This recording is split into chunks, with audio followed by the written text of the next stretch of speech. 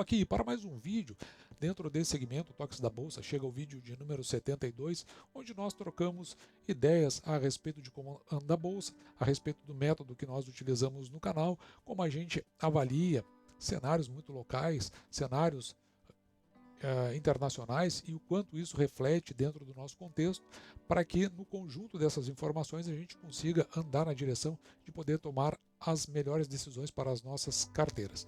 Nesse segmento aqui em particular é quando no canal são feitas perguntas ou colocações e o canal vem, ele responde. Antigamente eu chamava de perguntas e respostas, mas hoje eu prefiro chamar mais você aí do outro lado, faz as suas colocações, não precisa ser necessariamente uma pergunta, qualquer coisa que você for colocar que eu entender aqui relevante eu trago para que a gente compartilhe com todos aqueles que nos acompanham. E até coloquei dessa forma mais clara porque como aumentou o número de inscrições no canal, então nós estamos aí justamente deixando mais claro para aqueles que estão agora chegando e verificando a forma como nós trabalhamos. Mas vamos dar uma olhada no que os nossos colaboradores colocaram de forma que possa ajudar a todos os que assistem a esse segmento de vídeo.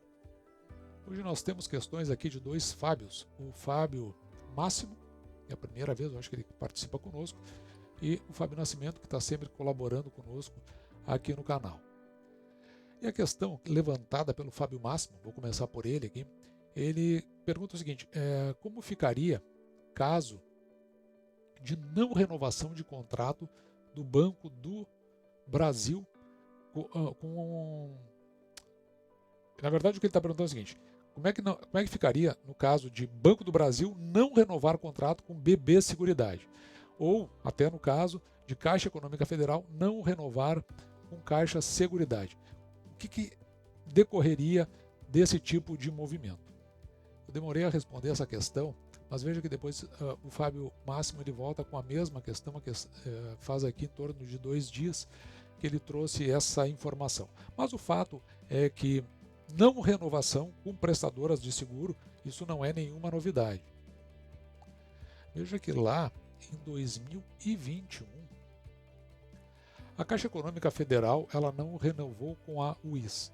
Hoje a UIS segue muito bem, a gente de vez em quando analisa ela aqui no canal, mas não tem nenhuma novidade nesse tipo de vinculação. O que muda aqui? Que na verdade a UIS ela era contratada da Caixa Econômica Federal, diferente, por exemplo, de Caixa Seguridade. Embora exista contrato, nesse caso específico, você pode notar aqui que a Caixa Econômica Federal ela possui 82,75% da participação em Caixa Seguridade, ou seja, ela é a controladora, a Caixa Econômica Federal, ela é a controladora da Caixa Seguridade. Ao passo que nós, acionistas, aqui no Free Float, nós temos apenas 17,25%. Bom, aqui é interessante porque de tudo o que é produzido pela Caixa Seguridade, aquilo que vai ser distribuído, 82,75% vai para a Caixa Econômica Federal. Então a gente tem um aspecto diferente aqui, que não é aquele de contratação com a UIS, que na verdade era uma outra empresa, um outro CNPJ, no qual a Caixa Econômica Federal não tinha participação. Já no caso de BB Seguridade, veja que o Banco do Brasil ele possui 66,25% da participação nas ações de BB Seguridade. E enquanto que nós, no Free Float, temos 33,75%. Veja que o controlador aqui no caso também é o Banco do Brasil. Aqui, né? Também é a exemplo do que acontecia na Caixa Econômica Federal. Aqui o Banco do Brasil é o controlador da companhia. Você ainda precisa acrescentar a isso o fato de que esses conselhos eles são todos nomeados politicamente. Então, Caixa Econômica Federal e Banco do Brasil são duas empresas estatais de economia mista, só que os conselhos alocados são pelo controlador desses, no caso dos bancos, que é o governo federal, e no caso, com a participação maior sobre os segmentos de seguro, Caixa Seguridade e BB Seguridade, o governo federal também é o ente que aloca lá os seus administradores, os seus conselhos e a sua diretoria administrativa. Ou seja, além da questão de possuir a maior participação sobre aquilo que é parte no lucro líquido distribuído, ainda tem a colocação política dos entes que fazem parte do governo, que estão alinhados com o governo, com a finalidade de conduzir as companhias. Então, veja, eu não consigo enxergar, respondendo agora para o Fábio Máximo, eu não consigo enxergar o mesmo fato que aconteceu logo com a Wizard. Vamos encerrar os contratos. Porque se isso aí acontece, qual é a decorrência de tudo isso? É que esses produtos são oferecidos nos balcões do Banco do Brasil e Caixa Seguridade, embora a Caixa Econômica Federal, embora a Caixa Seguridade esteja buscando outros balcões até para oferecer os seus produtos. Mas o que acontece? Banco do Brasil, Caixa Econômica Federal, vai seguir o caminho de outros bancos, como Bradesco, Banrisul, Santander, que tem BMG, que tem esse segmento de seguros incorporado dentro do banco, como foi no passado, Banco do Brasil e Caixa Seguridade, só que agora eles transformaram em outra empresa. Desnecessário, mas transformaram. Por quê? O movimento é político, tem mais cargos. Então, ou eles reincorporam, ou se eles, vamos supor nessa hipótese, né, querem encerrar contrato, então eles têm que se desfazer da sociedade.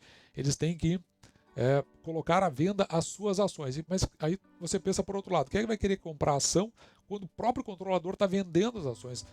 É algo que começa a não fazer sentido, porque você acaba desvalorizando a ação e relegando aí as empresas para um segundo plano. Então não faz sentido. Por outro lado, se abre mão dessas empresas, ele vai ter que colocar, como os outros bancos, um novo segmento para administrar seguros dentro dos próprios bancos, voltar ao passado. Então não tem nexo essa hipótese desse encerramento de contrato ou deixar de participar dessas sociedades, porque tudo vai reverter para um começo, para um início que já estava mais custoso, entrando numa competitividade no mercado e agora com as pernas mais quebradas, porque a parte principal da companhia ela foi desfeita. Então, a meu ver, não tem sentido essa hipótese.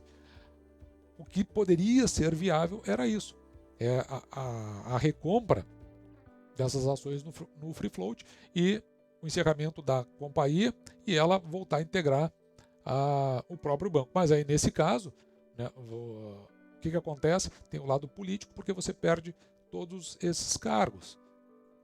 Além disso, no caso, os bancos são os compradores. Então agora, nesse caso, o controlador está comprando. O que acontece? Uma subida muito rápida das ações. E aí é de cada um verificar, e provavelmente vai acontecer, se vai vender ou não, ou se vai deixar de participar da sociedade. Na verdade, se resolverem comprar as ações, do ponto de vista de valorização, parece que é algo muito bom de acontecer.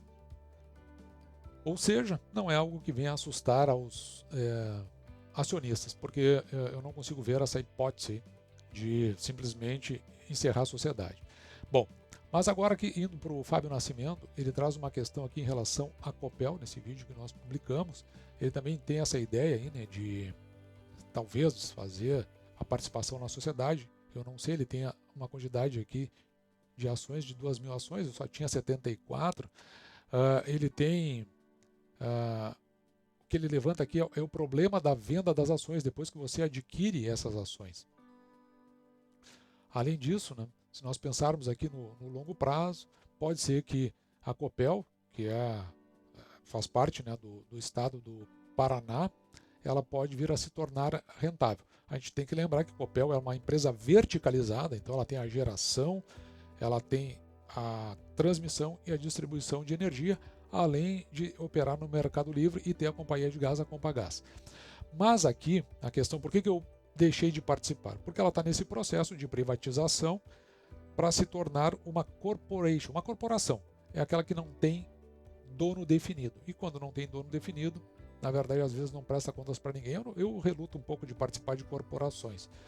Embora, por questão estatutária, o governo está impondo que ele seja o ente que vai fazer as nomeações da diretoria executiva, do conselho administrativo e também do conselho fiscal. Ou seja, ele mantém os cargos de governo, embora ela venha se tornar uma corporação. Mas quando ela se torna corporação, o que eu vejo é que, de repente, ela deixa de prestar contas a um ente que, de fato, a controla e, com isso, eu não consigo ver um horizonte muito favorável para aquela que é a intenção do canal, o método do canal, que é buscar os proventos. Porque agora, embora o Estado do Paraná vai ter menos participação, já que está se tornando uma corporation, talvez ele acabe focando muito mais nos cargos do que nos resultados. Uma das coisas que a gente está verificando, que vai acontecer agora, é o leilão do final do mês, do dia 30, nós vamos acompanhar aqui o leilão. Eu vou voltar a falar um vídeo antes, até que o leilão aconteça, para situar você. Veja que a Copel não vai participar. Então, são os sinais que vão nos mostrando. Por isso que nós, aqui do canal, acabamos por desfazer a posição. E a segunda colaboração aqui do Fábio Nascimento foi nesse vídeo que eu vou deixar aqui no final, onde a gente viu que o Brasil, na escala, no ordenamento dos países com maior miserabilidade, de 1 a 57 ele estava na posição 27. E o principal fator dele estar nessa posição era justamente o endividamento das famílias, o que é curioso. Mas aí ele levanta aqui a questão de que talvez, né, se tivesse educação financeira nas escolas, isso aí poderia ser evitado, porque a pessoa ia entender melhor os negócios e em vez de ficar apenas trabalhando, consumindo e gerando um maior endividamento. E é curioso isso, porque ele tem razão. Se nós pegarmos o presidente, né, o que ele falou ainda dentro do período de transição, depois da eleição, portanto, né, que foi antes de ele ter tomado posse. Ele disse o seguinte: o pobre, não sei se ele quis se referir especificamente ao pobre, mas pode ser que ele estivesse falando para o brasileiro, assim, no senso comum.